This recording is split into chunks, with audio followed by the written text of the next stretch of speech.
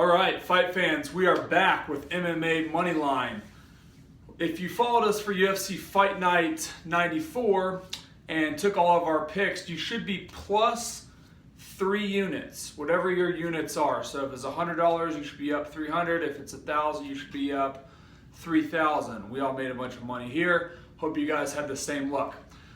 Our fights this weekend is for UFC 204. The headliners are Michael Bisping and Dan Henderson.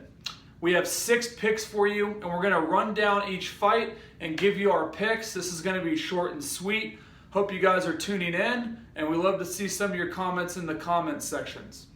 For the main card, our very first fight is between Daniel Omielanczuk, I probably mispronounced that, and Stefan Skyscraper Struve.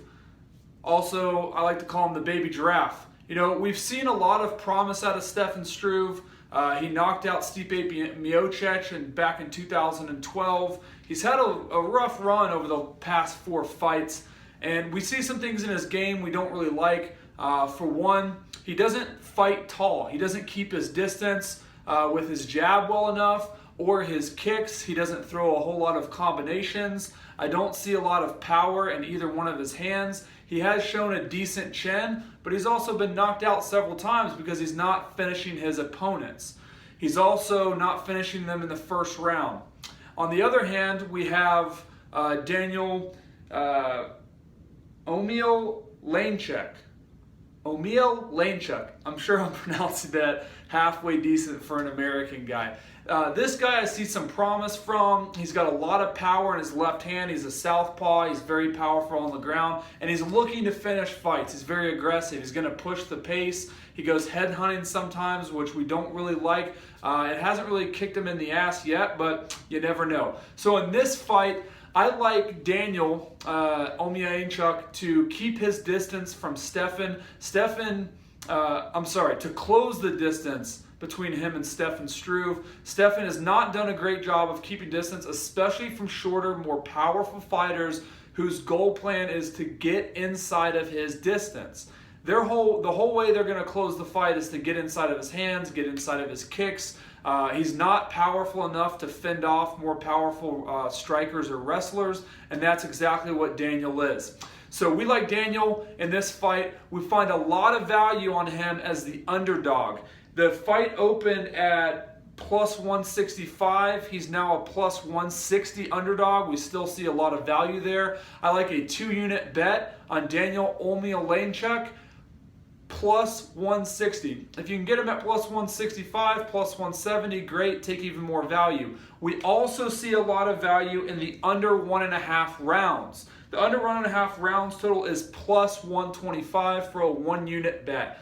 Daniel's finished a lot of his fights in the first round. When Struve gets knocked out or finishes fights, they're inside of 2 rounds typically. You can fact check me on this. Check it out at ShareDog or whatever other MMA site that you're using. So first fight of the night on the main card, we like Daniel Omielanczuk, 2 units, plus 160, and the under on the rounds total of minus or 1.5 rounds. So you're looking at the fight not going through the second round. Our second fight of the night is Jimi Manuwa versus Ovince St. Preux, OSP. A lot of positive press for OSP after his fight with John Jones. I don't really understand why. You know, he stood in front of John Jones a lot, tried to move around. I know he only took the fight on 3 weeks' notice. However, just standing in front of someone and being their punching bag and lasting five rounds off of a previous world champion that hadn't fought in years is not that impressive to us. He's a tough guy, college wrestler, college football player, played football at the University of Tennessee, good chin, doesn't necessarily do anything well. Very awkward stance, southpaw, doesn't take any fights to the ground really, doesn't show any control on the ground, not technical. I don't see any intelligence in his fight game. The only thing that he poses for opponents that they've had trouble with is he's got a very heavy left hand, good counter puncher, sets up some good boxing techniques, keeps his distance well, and has a great chin. He's very athletic. He's deceptively fast. Even though he's lollygagging through, he sprints at you pretty quickly and can throw a good combination. On the other side, we have Jimi Manuwa, who's kind of underwhelmed in the UFC, but he's a great stand-up kickboxer fighter. He's almost karate style, kind of like Stephen Thompson, where he keeps his hands down. He throws a lot of leg kicks, not a ton of combinations, but he does have knockout power, and he is a much more technical striker than OSP. He's also got a Brazilian Jiu-Jitsu background. He's decent on the ground. He's good at escaping. He's good at getting back to his feet as a striker. Their whole game plan is to stand on their feet and strike. Because of this, I like Jimi Manuwa and the value bet here, and I'll tell you why. OSP is the favorite, almost opened at almost a 2.5 to 1 favorite. He was minus 220, OSP was. That has been bet down now to a minus 160 current odds. So Jimi Manuwa is plus 140. If you can get Jimi Manuwa at a plus 200, plus 180, find it all day. There's great value there. I still find some value at the plus 140. As a 1-unit bet, we're going to go Jimi Manuwa plus 140. And also the over 1.5 rounds. The over in 1.5 rounds. There's a lot of value at plus 135 and the over 1.5 rounds from OSP and Jimi Manuwa. Neither one of these guys are extremely impressive with their knockout power. They do have some knockout power, but what we've seen in a lot of their fights is the first round, they're kind of slow starters. They're lollygagging, they're keeping distance. OSP has a tendency to run a lot.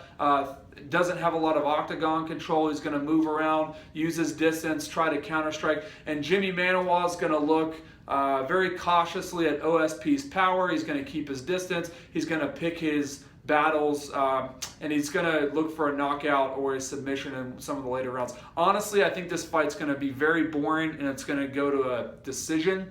So we like the over in the 1.5 rounds. Jimi Manuwa plus 140. Our next fight, Vitor Belfort versus Gerard Mousasi. Now,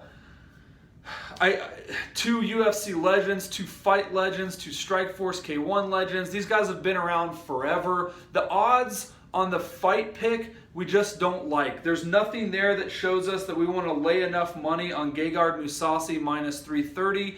And we don't see a lot of value in the plus 220 for Vitor Belfort. If you're a big Vitor Belfort fan and you just think he's going to come out and be the Vitor of old when he was all hopped up on testosterone, great. Go for it. There could be some value in the plus 270 line on Vitor Belfort. All in all, I think this is going to be kind of a boring fight.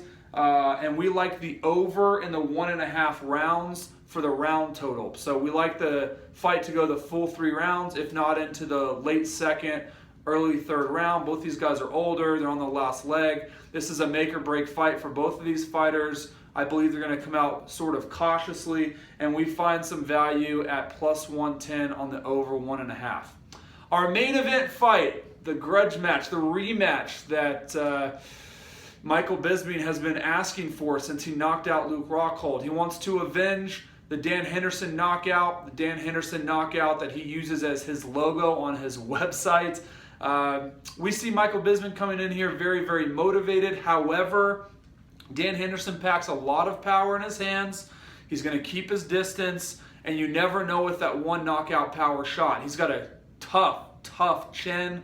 I do not see Michael Bisping knocking out Dan Henderson in the early rounds. For this, we also like the over in the rounds total, plus 105. We see some value there. If you can get it at plus 110, great. We're also staying away from the value. We like Michael Bisping. I just don't want to lay the money on the value. I don't see an advantage in the minus 230, minus 250 range. So we're just going to go with the round totals in the main event, over 1.5 rounds. So to summarize, we like Daniel Omielanczuk, plus 160, and the under 1.5 rounds total for a knockout submission. We like Jimi Manuwa, plus 140 to plus 160, and we like the over 1.5 rounds. We like the over in the Belfort Mousasi fight, and we like the over in the Dan Henderson Michael Bisping fight. That's all we have for UFC 204. We will see you guys again for some more fight nights. Stay tuned. Also, look out for our videos on UFC 205 in New York. Tons of interesting fights. Tons of tape on a lot of these fighters. Lots of value picks. Some of the odds are already coming out. Lots of money moving around on both sides. So stay tuned. Thanks, guys.